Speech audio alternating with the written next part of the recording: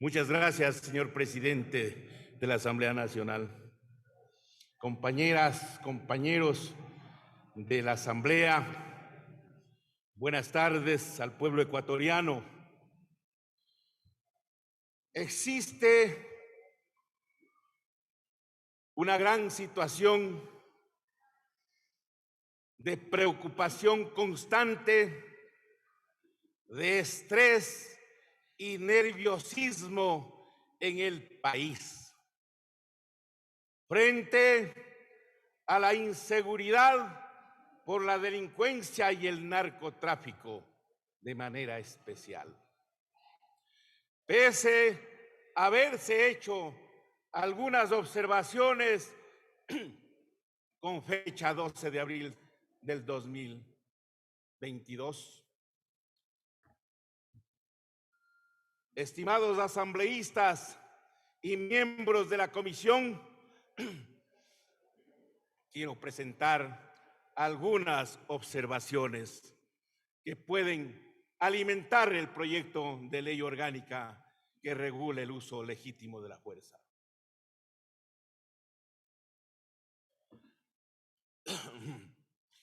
El proyecto de ley orgánica que regula el uso legítimo de la fuerza, presentado por la Comisión Especializada Permanente de Soberanía Integral y Seguridad Integral, presidida por el asambleísta Ramiro Vladimir Narváez Garzón, que tiene aspectos relevantes a considerar y un apreciable esfuerzo para incluir derechos reconocidos en el campo de los derechos humanos.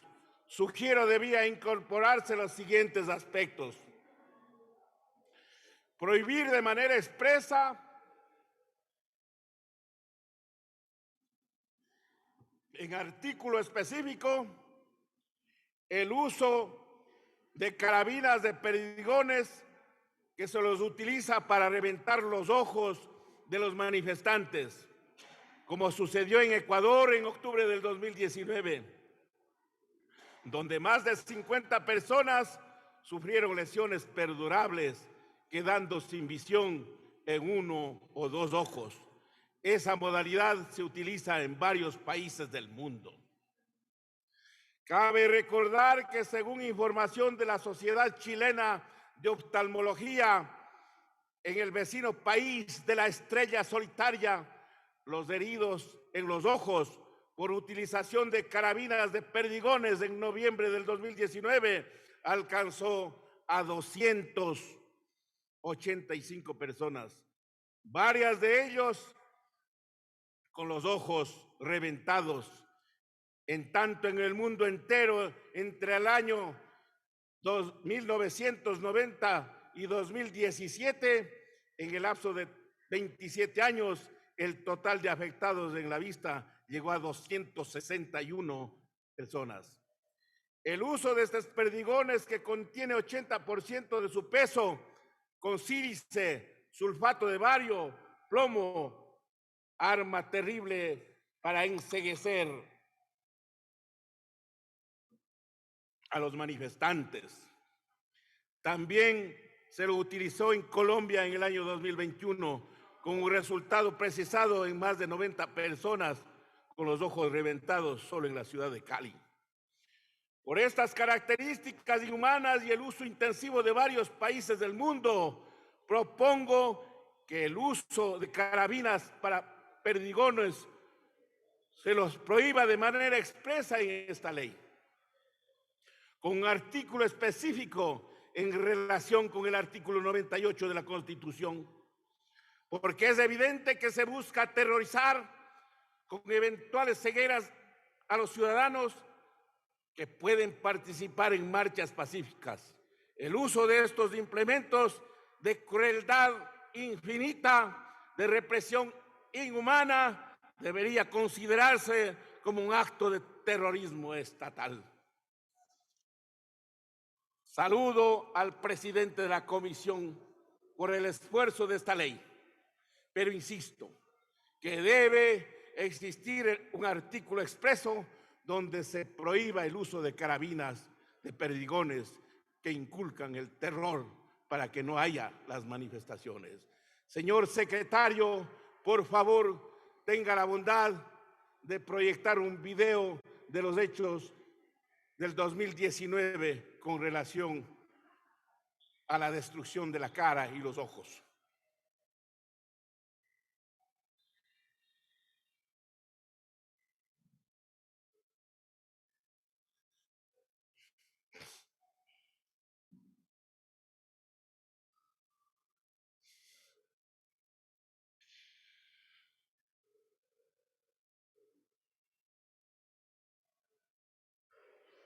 Señor presidente, con su autorización, procedemos con la proyección del video solicitado por la asambleísta Joel Abad.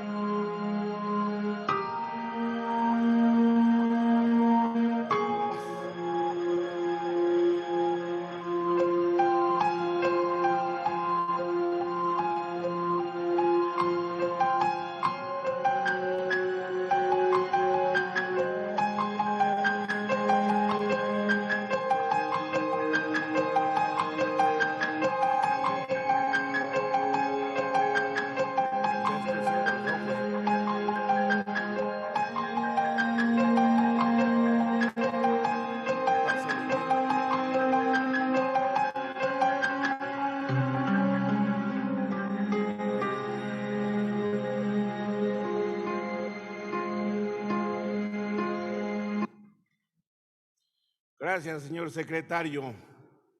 Mi gran pregunta es, ¿dijo algo la prensa respecto a esta infame agresión? En ese entonces, todo oculto. ¿Qué responsabilidad existió en el gobierno de Moreno respecto a estos hechos? Tampoco. En caso de daños tan graves a la integridad personal, el Estado debiera dar la curación, responsabilizarse en las cirugías, indemnizar a las personas afectadas, aspecto que debe ser aplicado inclusive para los ciudadanos e incluso elementos de la fuerza pública, de ser el caso.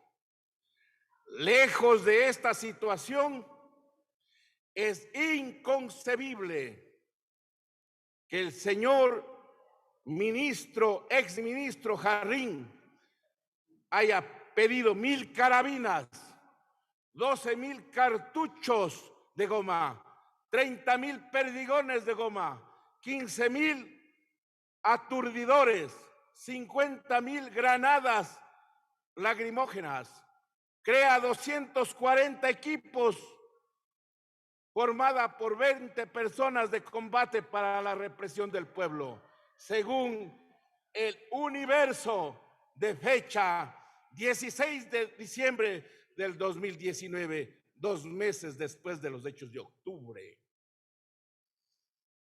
Es inaceptable que pretendan hacer las Fuerzas Armadas otra policía, incumpliendo lo que determina el artículo 158 de la Constitución, que definen los espacios y las responsabilidades de las Fuerzas Armadas. Señores asambleístas y pueblo ecuatoriano, las Fuerzas Armadas están para defender la soberanía y el interés nacional.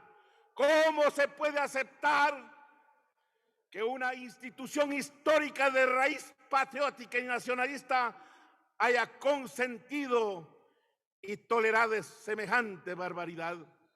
Las Fuerzas Armadas no deberían haber tolerado incluso el despojo de la República, la entrega del petróleo, las minas de cobre, el oro y la plata, la entrega de los puertos marinos, la venta de las fábricas de cementos de Huapán, de mi provincia del Cañar, del Chimborazo, la telefonía celular, la desaparición de TAME, la pretendida venta del Banco del Pacífico, los contratos hidroeléctricos, entre otros. Señores de las Fuerzas Armadas, o sirven a los intereses nacionales o protegen las privatizaciones y a la destrucción del país. Las leyes del Ecuador tienen regulado ya el uso legítimo de la fuerza. A mi entender, esa ley orgánica de uso legítimo de la fuerza podría en forma previsible ser modificada en su contenido. Tengo el recelo de que se haga reformas en este proyecto de ley por parte del señor presidente. Debo considerar que los grupos opresivos de la sociedad buscan oprimir más todavía a los sectores populares. Por ello, repito, esperemos que la redacción del proyecto no sea cambiado de manera sustancial por el veto presidencial. La delincuencia nace todo de la desocupación. Existe delincuencia en el país y mucha delincuencia. Esta realidad nadie lo discute porque es evidente, pero debemos ubicar el origen de la delincuencia y está demostrado en forma científica que la mayor causa de este flagelo está en la desocupación y la falta de trabajo, sobre todo de la juventud en una sociedad. En toda sociedad donde existe trabajo, ingresos y protección social, la delincuencia es mínima. Y al revés, donde hay condiciones sociales extremas, la pobreza, la gente lucha con cualquier medio, legal o no, para sobrevivir. Señores legisladores, está demostrado que la ausencia de ingresos o remuneraciones derivados de la falta de trabajo, lo que sucede de modo extremo en el Ecuador, conduce a las secuelas originadas del problema que viene de la mano de la delincuencia, la drogadicción, el alcoholismo, la migración y el abandono de la juventud, la prostitución inclusive y el suicidio luego de periodos de extrema depresión. Si queremos enfrentar la delincuencia de raíz, debemos brindar trabajo a la población. No es una solución buscar las formas de limpieza social o la represión. A mi entender, hacia allá apunta el condumio y la intencionalidad de la política gubernamental. Y me parece muy justo e indispensable advertirlo.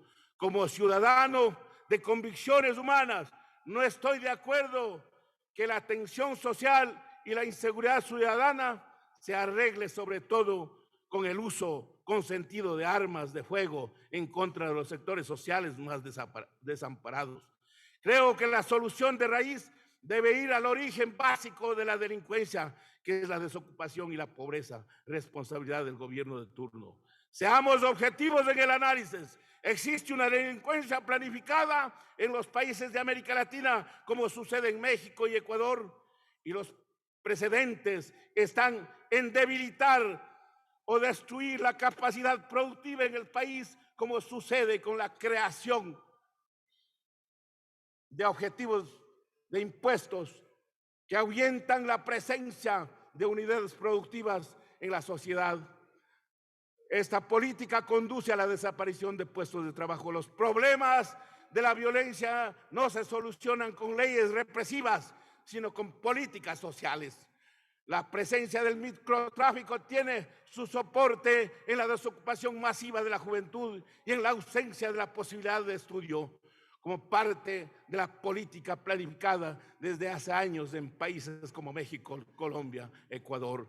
Recordemos, señores legisladores, que según la DEA, la Administración del Control de las Drogas de Colombia, dato de 2014, el paquete o ladrillo de 1 kilo de cocaína vale $1,000 en Sucumbíos de Ecuador, o en los departamentos de Putumayo y Caquetá.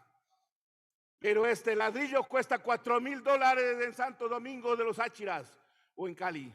En los puertos del Ecuador o Colombia vale $5,000, en tanto que en México se valora en $25,000. En Estados Unidos vale $100,000 y en Europa vale $180,000. Estos problemas no nacieron en el Ecuador, sino son de carácter mundial, donde los grandes ganadores son los bancos de Europa y Estados Unidos. Por ello, planteo la necesidad de discutir una política continental antes que de los carteles que se apoderen de nuestros países. Recordemos que Estados Unidos, la única manera de derrotar a los grupos de los gángsters en la tercera década del siglo XX fue la legislación del consumo de alcohol y del tabaco. Los grupos del crimen organizado iban ganando terreno cada día y pagaron a los jueces 50 veces su remuneración, además de apoderarse de la actividad política y de los medios de comunicación. A grandes males, grandes remedios. La hora de defender la existencia republicana y democrática de nuestro país desde todo punto de vista. Muchas gracias.